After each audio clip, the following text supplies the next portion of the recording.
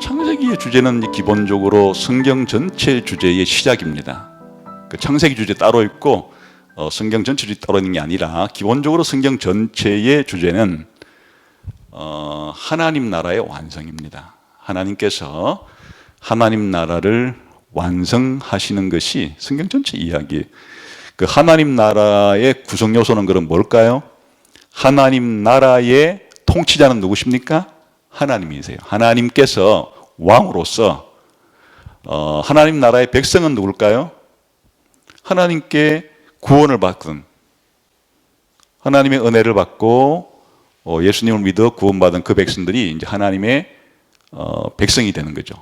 그리고 하나님께서 자신의 백성들을 친히 다스리는 하나님 나라의 영토가 어떻게 표현되는가 하면 새하늘과 새 땅이 천국이. 그러니까 성경의 가장 중요한 주제는 하나님이 하나님의 나라를 완성하시는 이야기예요. 그래 하나님께서 왕이 되셔서 아주 은혜롭게 공의롭게 통치하시는, 통치를 받는 하나님의 백성과 함께 영원한 새하늘과 새 땅에서 그렇게 살아가는 이야기가 바로 성경 전체의 주제가 되는 겁니다. 그래서 이제 창세기에서는 그 이야기가 시작이 되고 요한계시록에서 그 이야기가 완성이 되고 중간에는 하나님의 백성들의 수가 계속 만들어져 나가고 하나님의 백성이 살아갈 땅에 대한 이야기가 계속 확장되어 가다가 마지막에 하나님이 그 하나님 백성들을 새하늘과 새 땅에서 영원 무궁토록 함께 통치하시면서 살아가시는 이야기가 완성된다. 그러니까 성경은 무슨 이야기라고요? 하나님 나라 이야기 주제가. 성경의 주제는 하나님의 나라 이야기. 하나님 나라가 어떻게 시작이 되고 하나님의 나라가 어떻게 전개가 되고 하나님의 나라가 어떻게 완성이 되는가. 그게 성경의 이야기예요. 그래서 이렇게 하나님 나라의 역사가 다시 다른 말로는 우리는 구속사라 이렇게 부르기도 해요. 왜냐하면 여기에 하나님이 처음 창조한 인류가 하나님께 죄를 지어서 타락을 했고 타락한 인류 가운데 하나님께서 구원을 하셔서 하나님 나라를 완성해가는 이야기이기 때문에 그 중간에 타락부터 타락을 다시금 회복하고 구원하시는 구원 이야기가 그 중간에 끼어 있기 때문에 하나님 나라 역사를 우리가 일반적으로는 하나님의 나라 역사라 부르기도 하지만 그래서 구원사, 구속사라 부르기도 하는 거죠. 그러니까 기본적으로 성경은 하나님 나라의 이야기인데 그 하나님 나라가 펼쳐지는 구원의 역사의 이야기다. 그런데 이 하나님의 나라와 구속사가 전개되면서 완성되는데 결정적으로 중요한 게 바로 언약입니다. 언약은 무엇인가 하면 하나님이 하나님의 백성들을 통치하는 수단이에요. 우리가 일반적인 나라도 기본적으로 나라의 구성 요소를 국민, 영토, 그리고 정부, 그리고 주권 이렇게 4개로 나눕니다. 그랬을 때 그 주권이라는 말은 한마디로 말하면 입법하고 또 법을 만들고 법을 집행하고 법을 적용하는 거예요. 그럼 다시 말하면 법이에요. 법을 가지고 통치자가 뭘 가지고 통치해요? 법을 가지고 통치하는 거죠. 그러니까 하나님께서 하나님의 나라를 그렇게 입법하시고 통치하시고 적용하는 것을 이제 우리들은 성경에서 그걸 언약이라고 불러요. 그러니까 하나님께서 하나님의 백성과의 관계를 맺으실 때 어떻게 하나님 백성을 통치해 가시는가 하니까 하나님께서 언약을 통해서 하나님 백성들이 살아가야 될 뭐예요? 그런 법을 만들어 주시고 또 그대로 약속한 대로 하나님은 집행해 가시고 또 그 언약 여부를 하나님께서 적용해 가시면서 하나님 나라를 다스리는 것이니까 하나님 나라와 언약은 뗄래야 뗄 수 없는 관계다. 다시 말하면 일반 나라의 정부와 이 법은 뗄래야 뗄 수 없는 관계예요. 국가가 있는데 국가의 통치자와 법이 없으면 국가가 될 수가 없죠. 그러니까 하나님 나라에 있어서도 가장 중요한 요소가 하나님이 제일 중요하시고 근데 그 하나님께서 하나님 백성을 다스리는데 바로 언약을 통해서 통치하시기 때문에 하나님 나라를 이루어 가시는 수단이 뭐라고요? 언약이다. 그리고 또 이 언약은 이렇게 하나님 나라의 중요한 대목마다, 구속사의 중요한 분기점마다 하나님께서 언약을 맺으시고 그렇게 이끌어 가시니까 하나님께서 누군가와 중요한 언약을 맺으실 때마다 그게 역사의 분기점이 되는 거예요. 그 언약 체결 이후에는 하나님께서 언약을 맺으실 때 약속한 내용대로 백성들을 통치해가는 것이니까 내용이 달라지게 되겠죠. 그래서 언약은 하나님 나라의 통치 수단인 동시에 구속사의 분기점을 형성하는 중요한 역할을 하게 되는 겁니다. 그래서 이제 그런 의미에서 창세기의 주제도 이 주제를 파악할 때 중요한 세 개의 언약이 창세기의 주제를 형성해요.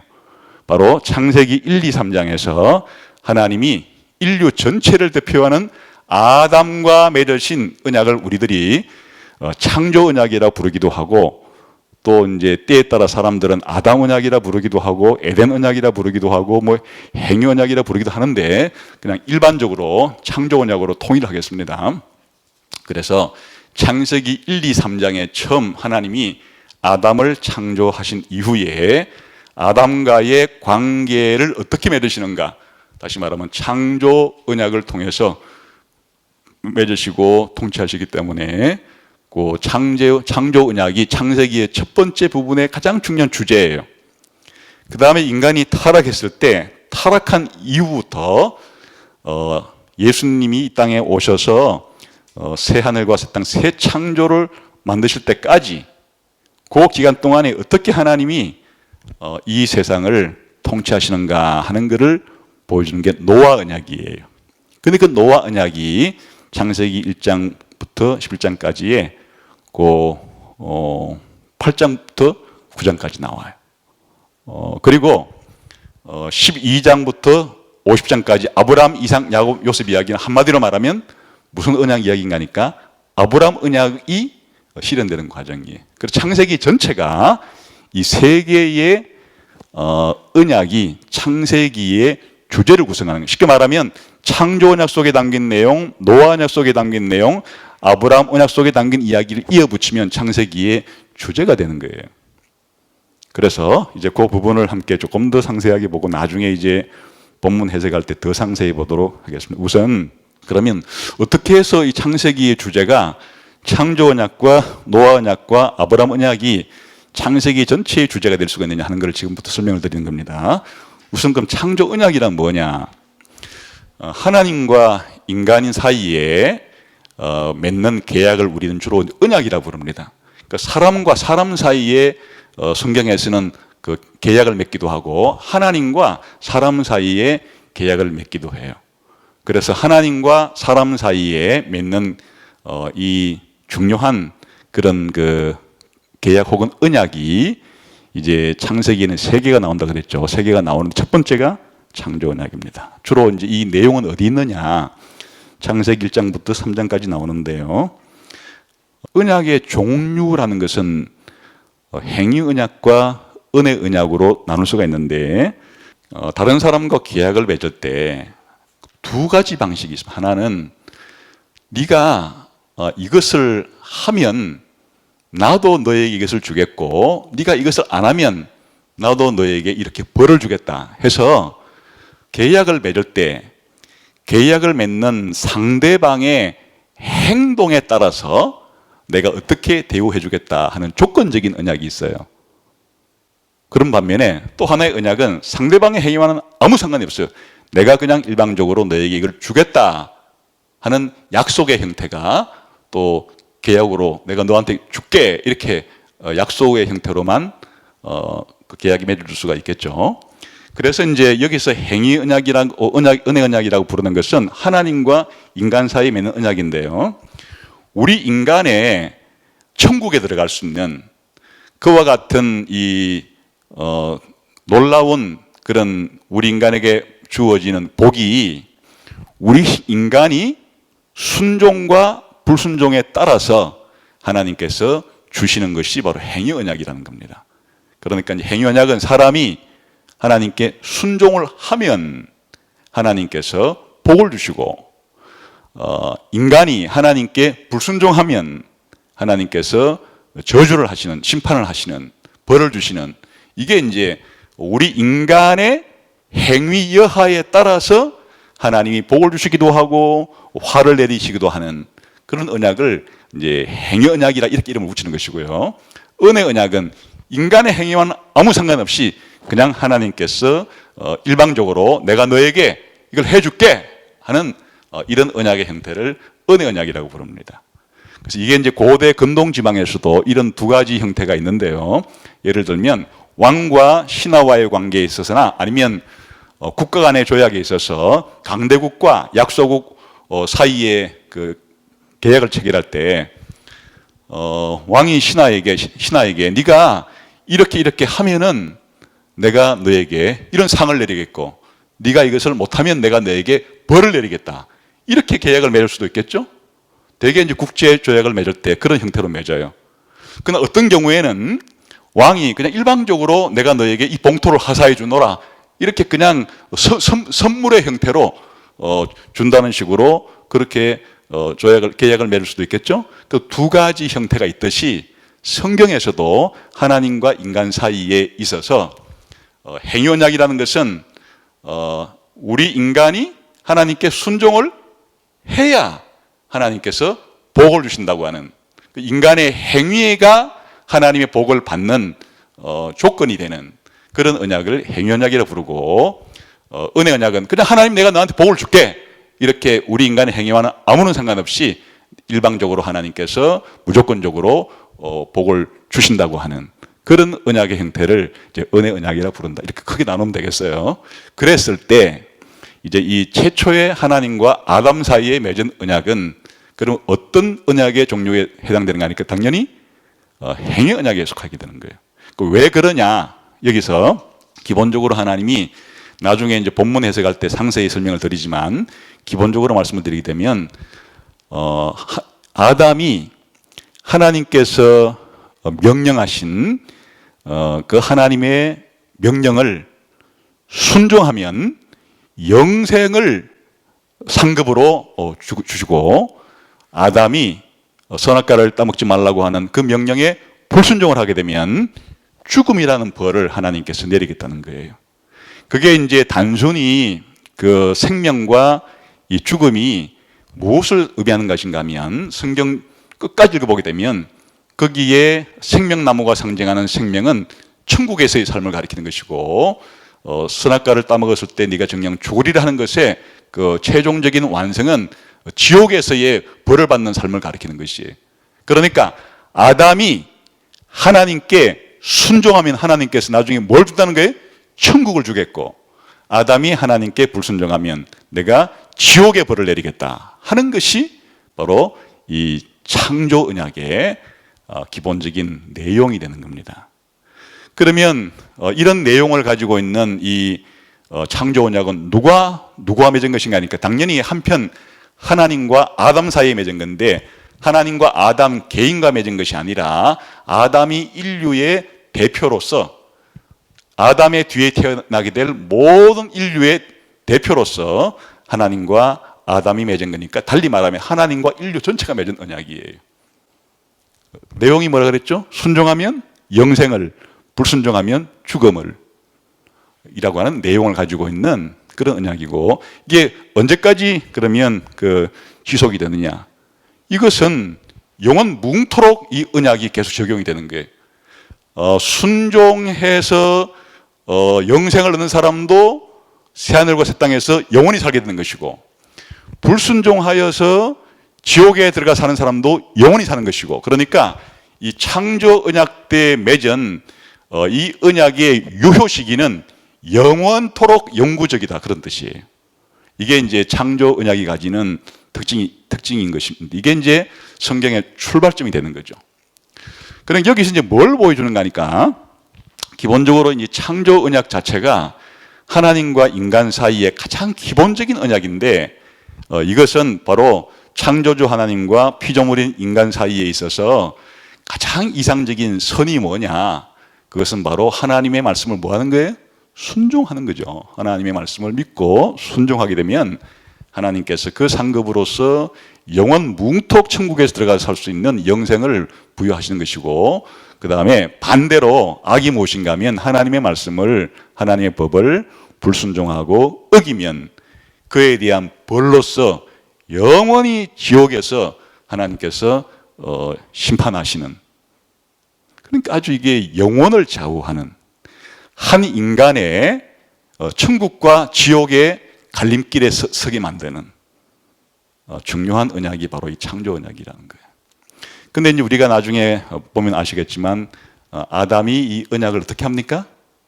순종하지 못하죠. 오히려 불순종해서 뭘 받게 되는가 하면 불순종에 따르는 대가를 지불받게 되는 것으로 이제 창조 언약이 실패로 끝나게 되는 거죠. 누구의 실패로? 아담 편에서 볼 때 순종하지 못했으니까 실패지만, 그러면 이제 그 다음에 하나님께서는 이걸 그냥 그대로 방치하고 계셨느냐? 그게 아니고 여기에 대한 아담이 창조 언약을 순종하지 못한 결과에 대해서 하나님 편에서는 어떻게 대처를 하시냐 하는 게 이제 그 다음의 이야기예요. 그 다음에 이야기가 두 번째가 이제 노아 언약 때 나오는 거예요.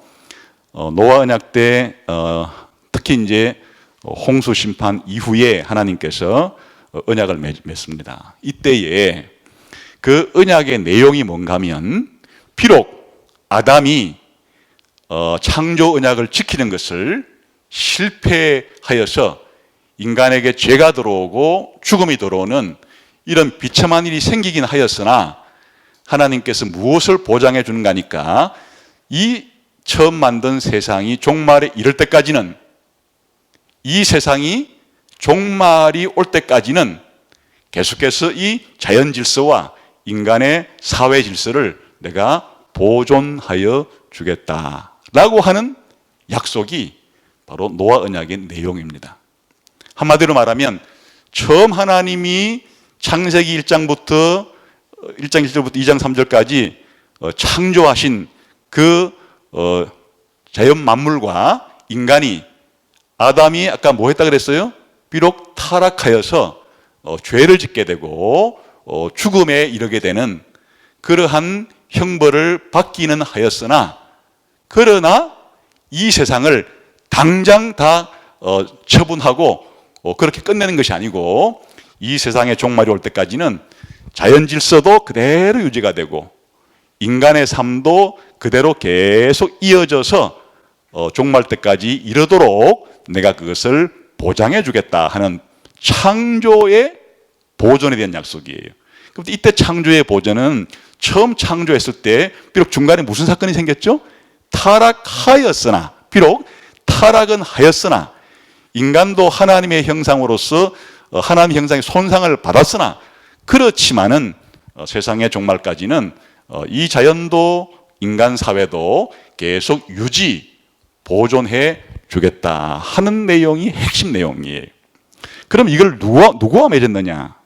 하나님과 노아 사이에 맺어진 언약이니까 하나님과 노아 개인이 아니고, 이때 이제 노아 언약의 대상은 노아가 누굴 대표하는가 하면 모든 인간도 대표하는 것이, 그러나 노아 언약의 특징은 모든 인간만 대표하는 것이 아니고 다음에 공부를 하시겠는데 모든 피조물까지를 다 대표하는 겁니다. 그래서 노아 언약의 대상자가 하나님과 모든 인간을 포함하는 피조물 전체예요.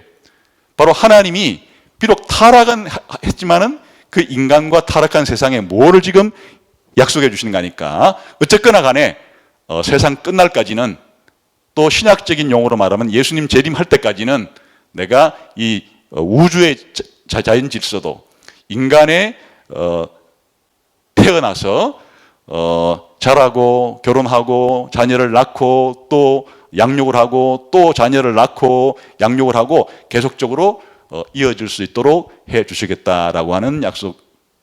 그래서 노아 언약의 내용은 타락했지만 창조 세계의 보존이라고 하는 것이 내용이고, 그 다음에 대상은 바로 노아가 대표긴 하지만은 모든 인간과 모든 피조물 전체와 맺으신 언약이고, 그러면 노아 언약의 시효는 언제까지인가 하면 이건 시효가 있는 것이 언제까지예요?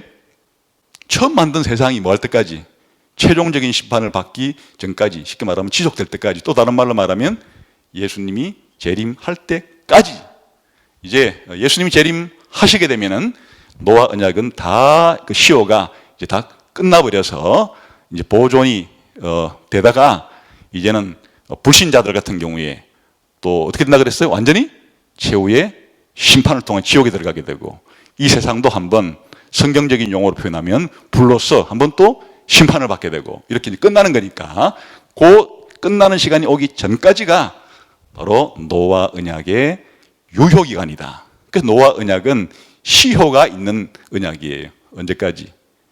세상이 끝날 때까지 한정적인, 한시적인 그런 언약이다, 그런 말이죠.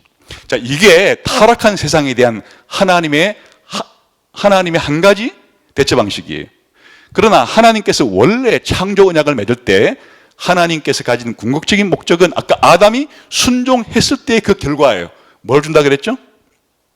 처음 창조된 아담은 선하게 창조되기는 하였으나 아직은 뭘 얻지 못한 상태였습니까? 영생을 얻은 단계는 아니죠. 또 나중에 이제 신약적인 까지 다 고려를 하게 된다 그러면 예수님의 부활처럼 부활하여서 그렇게 영원한 새하늘과 새 땅에 들어간 그런 상태는 아니죠. 다시 말하면 아담이 처음 창조됐을 때 그 에덴 동산 자체가 천국에 대한 모형이지, 그 에덴 동산 그 자체가 영원토록 하나님이 하나님 백성과 살 완성된 천국은 아니란 말이에요. 하나의 나중에 완성될 것에 대한 집으로 말하면 설계도에 불과하지, 그 설계도 자체가 완성된 집은 아니란 말이죠. 또 최초에 창조된 아담도 그냥 선하게 창조된 상태지, 그 아담이 예수님의 부활하신 영광스러운 몸과 같이 완성된 단계는 아니란 말이죠. 근데 아까 그런 아담의 완성과 나중에 에덴 동산이 새하늘 새 땅처럼 완전히 완성되려면 아까 아담이 뭘 했어야 한다고요? 순종을 했을 때 하나님께서 그에 대한 대가로, 상급으로 주시는 그 영생을 얻어야 그런 일이 일어나는 것이에요. 그걸 이제 다른 말로는 성경에서 그걸 새 창조라고 부르는 겁니다. 바로 요한계시록 21장과 22장에 나오는 그런 세상, 그리고 그런 세상에 들어가는 삶, 그걸 이제 새 창조라 그러는데 아담이 그걸 실패했단 말이죠. 그러니까 하나님 편에서는 그러면 그 꿈을 포기하셨느냐? 아니죠. 하나님이 원래 아담이 순종하면은 그 하나님이 주시려고 했던 그 새 창조의 세계와 새 창조 세계에 들어갈 완성된 새 사람을 그럼 어떻게 만들어내시느냐? 이게 이제 바로 복음이에요. 첫 번째 아담을 대신하는 두 번째 아담을 이 세상에 보내어서 그 두 번째 아담이, 첫 번째 아담이 순종하지 못했던 것을 두 번째 아담이 완전히 순종함으로써 완성하게 됨으로써 그 두 번째 아담이 하나님께 완성했을 때 첫 번째 아담에게 주려고 했던 그 영생을 두 번째 아담에게 주기 때문에 두 번째 아담의 후손들은 전부 다 원래 아담이 순종하고 난 이후에 태어날 그와 같은 아담의 하나님께서 주시려고 하는 복을 얻게 된다, 그런 말이죠. 그래서 그걸 이제 쉽게 말하면 성경적으로는 새 창조라 그러기도 하고 또 다른 말로 말하면 구원이라 그러기도 합니다. 그래서 이 구원이란 말 속에는 크게 이제 두 개가 포함이 되는데, 하나는 기본적으로 그 아담이 불순종한 것에 대한 죄를 용서받는 것이 첫 번째 단계고, 두 번째는 아담이 순종했을 때 얻게 될 영생의 상급을 얻는 것이 두 번째 완성 단계인데, 이 두 가지를 모두 이제 누굴 통해서 하시려고 하는가 하면 하나님께서 보내실 하나님의 아들 예수님을 두 번째 아담으로 만들어서 그 두 번째 아담이 대표하는 모든 사람들에게 원래 아담이 순종했을 때 주시려고 하는 그 천국의 상급을, 새 창조의 상급을 주시려고 한다. 그 계획을 하나님께서 아주 조직적으로 최초로 발표하신 것이 바로 아브라함 언약이라 그 말이에요. 그래서 아브라함 언약의 내용은 뭔가니까 아브라함아, 아브라함 너의 후손에게 내가 뭘 주겠다? 땅을 주겠다 그랬는데 바로 아브라함의 후손들에게 주신다는 땅이 나중에 신약 성경에 오게 되면 그 아브라함의 후손이 누가 되는가 하면 두 가지 내용이 다 포함되어 있는 거예요. 하나는 바로 아브라함의 후손이라고 표현된 분이 예수님이에요. 나중에 아브라함 공부할 때 하시겠는데 아브라함의 씨로 오신 예수님이 바로 아브라함의 후손이 되는 거죠. 그래서 아브라함의 후손을 통해서 천하만국이 뭘 얻을 거라 할 때 그 아브라함 후손은 바로 예수님을 가리키는 겁니다. 그리고 또 한편으로 아브라함의 후손에게 가나안 땅을 주겠다 말했을 때 복수로 표현된 그 아브라함의 후손은 이제 신약 시대의 교회가 되는 것이에요.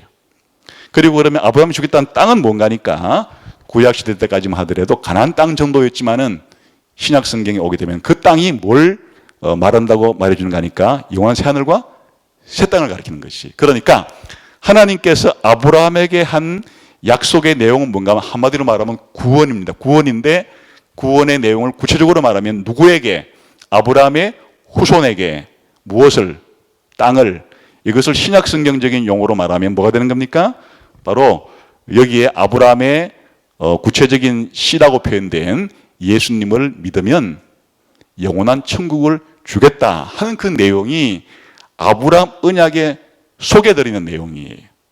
그래서 일단 이제 아브라함의 언약의 내용은 바깥에 있는 껍데기는 그 당시로 볼 때는 이스라엘 국가를 만들어 줘가지고 아브라함의 후손들이 가나안 땅에 들어가서 하나님의 통치를 받는 정도의 범위로서만 성취가 되지만은 그건 아주 부분적인 성취고 아브라함에게 약속한 너의 후손에게 땅을 주겠다는 이 약속의 완전한 성취는 예수님을 믿는 사람들에게 천국을 주실 때 그때 아브라함에게 한 약속이 완전히 성취가 되는 거죠. 그래서 아브라함 언약의 내용, 그런 내용이 뭐가 되는 겁니까? 타락한 우리 이 세상에 타락한 인류에게 하나님께서 뭘 주겠다는 약속입니까? 구원을 주시고 달리 말하면 새 창조를 선물로 주겠다 하는 약속인데 이거를 아브라함이 뭘 하면 아브라함의 후손들이 뭘 하면 아니기 때문에 이게 언약의 종류로서는 은혜 언약이 되는 거예요. 그리고 내용상으로는 하나님께서 아브라함 후손에게 구원, 천국을 주겠다는 얘기고 그럼 이 시효는 언제까지 가는 거예요? 아브라함 언약의 그 유효기간은 영원한 거죠. 영원히 천국에서 살아가는 것이 된다. 그래서 요 세 가지의 내용이 바로 창세기의 가장 기본적인 주제를 형성하는데 이제 창조 언약을 표현하면 하나님이 처음 창조된 세상에서 아브라함이 불순종함으로 타락하였으나까지가 창조 언약 속에 포함된 거예요. 그 다음에 그렇지만 하나님께서 타락한 형태의 이 세상을 세상 종말까지 뭐 해주시고 보존해 주시면서 그 가운데 하나님의 백성들을 구원을 주시고 천국에 들어갈 사람들을 계속 하나님께서 불러 모으시려고 한다. 이걸 한마디로 말하면 새 창조죠. 그래서 단어로 말하면 창조와 타락 그리고 창조의 보존과 새 창조 선물 이게 바로 성경 전체 주제이자 이 창세기에 나오는 이 성경 전체 주제의 시작이에요. 자, 창조 언약이 대표하는 것은 뭐라고요? 창조하면 하나님께서 뭘 주신다 그랬어요? 순종하면 영생을, 불순종하면 죽음을 이라는 언약이었는데 아담이 뭘 했다 그랬습니까? 불순종함으로 그 영생을 선물을 얻지 못한 상태가 됐죠. 이게 창조 언약까지 얘기예요. 그런데 하나님께서 이런 타락한 인류를 언제까지 보존시켜 준다고요? 세상 끝날까지 보존해 주시면서 특별히 그 가운데서 아브라함 후손들에게는 뭘 주신다? 구원과 달리 말하면 새 창조를 주시려고 하신다 하는 게 바로 창세기 전체에서 드러난 거죠. 그 나머지는 뭐냐? 전부 다 이 약속이 이제 남아있는 거는 뭐예요?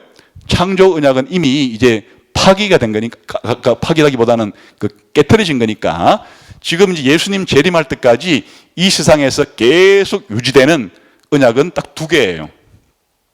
하나의 언약은 뭐죠? 노아 언약이 작동해서 하나님께서 이 자연 만물도 그리고 인간도, 인간 사회도 예수님 올 때까지는 기본적으로는 계속 유지되게 해주겠다. 유지가 되는 동시에 아브라함 언약에 약속한 것은 하나님이 선택한 특별한 사람들에게 하나님이 뭘 주신다는 거예요? 구원과 천국에 들어갈 수 있는 새 창조에 들어갈 수 있는 그런 복을 주시려고 하신다 하는 거니까 아브라함 언약이 계속 지금까지 언제까지 계속 가겠습니까? 아까 예수님 오시고 영원한 천국까지 간다 그랬죠. 그래서 이제 그 다음에 나오는 모세 언약과 다윗 언약과 새 언약은 요 아브라함 언약을 더 뭐한 것인가 하면 더 구체적으로 확장시켜 준 거예요. 상세하게. 그래서 성격상으로는 아브라함 언약이든 모세 언약이든 다윗 언약이든 새 언약이라고 부르건 그 시대에 따라서 이름은 달라졌으나 기본적인 성격이 똑같다. 아브라함 언약의 다 후속판들이다. 쉽게 말하면 아브라함 언약이 되었건 모세 언약이 되었건 다윗 언약이 되었건 새 언약이 되었건 그 언약의 핵심 내용은 하나님께서 누굴 통하여 아브라함의 후손인데 그걸 신학적인 용어로 바꾸면 예수님을 통하여 예수 믿는 사람들에게 뭘 주신다?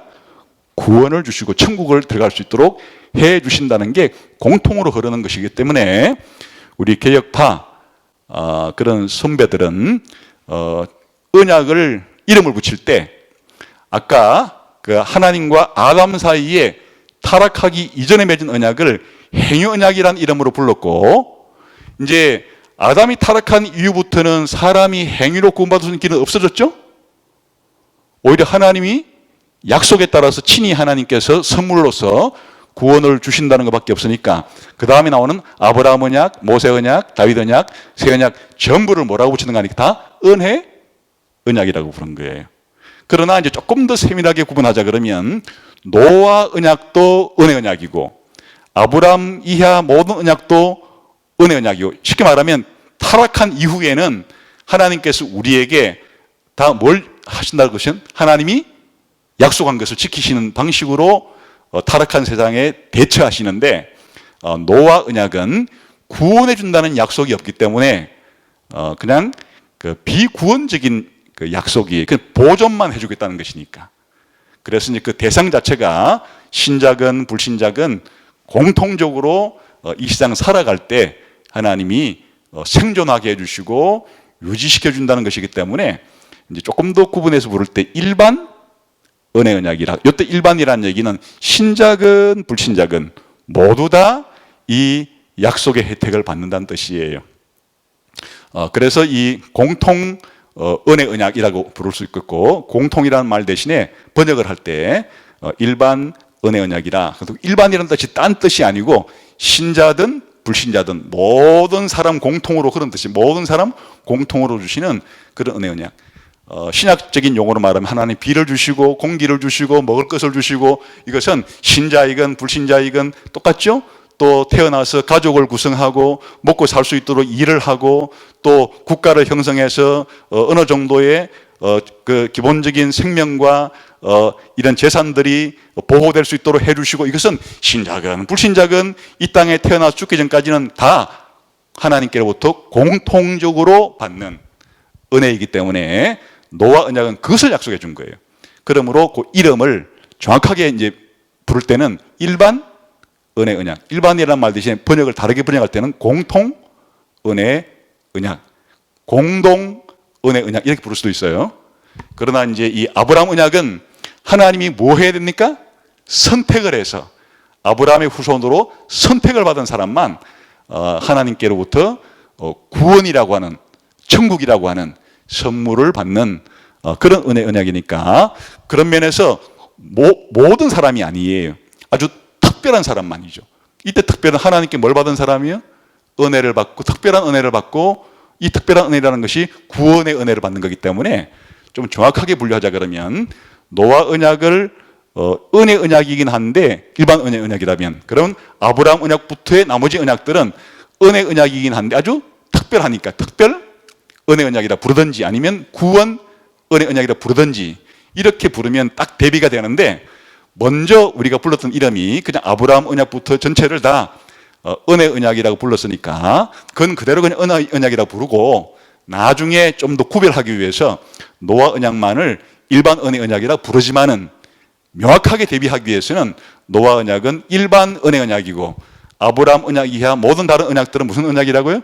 특별 은혜 언약이라고 부르거나 구원 은혜 언약이라고 부르면 대비가 된다, 그런 말이죠. 물론 나중엔 여기에 모세 언약은 행위 언약적인 측면도 있고 은혜 언약적인 측면도 있는 양면적인 성격을 가지기도 하지만 지금은 복잡하기 때문에 설명을 안 드린 것이에요.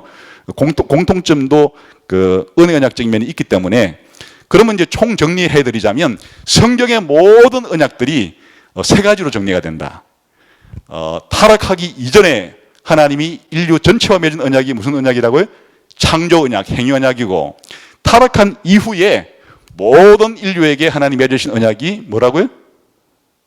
예수님 재림할 때까지 노아 언약이 말해주고 있는 일반 은혜 언약이고, 그 중에서 하나님께서 구원할 사람들에게 베푸는 특별한 구원의 언약을 받은 사람은 바로 아브라함의 후손들이라고 표현된 사람들인데, 달리 말하면 신자들을 가리키는 것이, 신자들에게만 주는 이런 언약을 은혜 언약이라고 부르는데, 여기에는 제일 이런 은혜 언약의 첫 출발점이 어디라고요?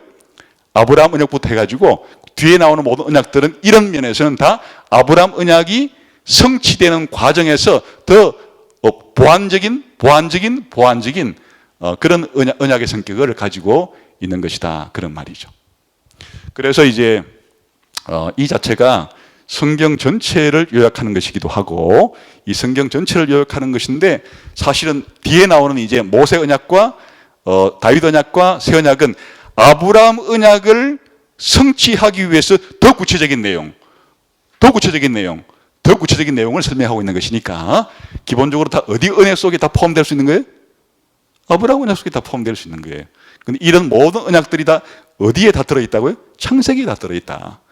그러니까 창세기가 그만큼 중요한 것이고, 창세기의 주제는 바로 이렇게 말하면 되는 거죠. 창세기에는 창조 언약과 노아 언약과 아브라함 언약이 소개되어 있습니다. 이러면 그 창세기의 주제가 되는 것이고, 근데 이거를 이제 말로 표현하면 아까 말한 것처럼 하나님께서 창조한 세상에 인간이 비록 타락은 하였으나 타락한 이 세상을 예수님 재림할 때까지는 보존해 주시고, 그런 가운데 하나님이 택하신 특별한 사람들에게는 하나님이 뭘 주신다? 구원을 선물로 주시려고 하는 이야기가 시작되고 있다. 이게 이제 창세기의 주제가 되는 거죠.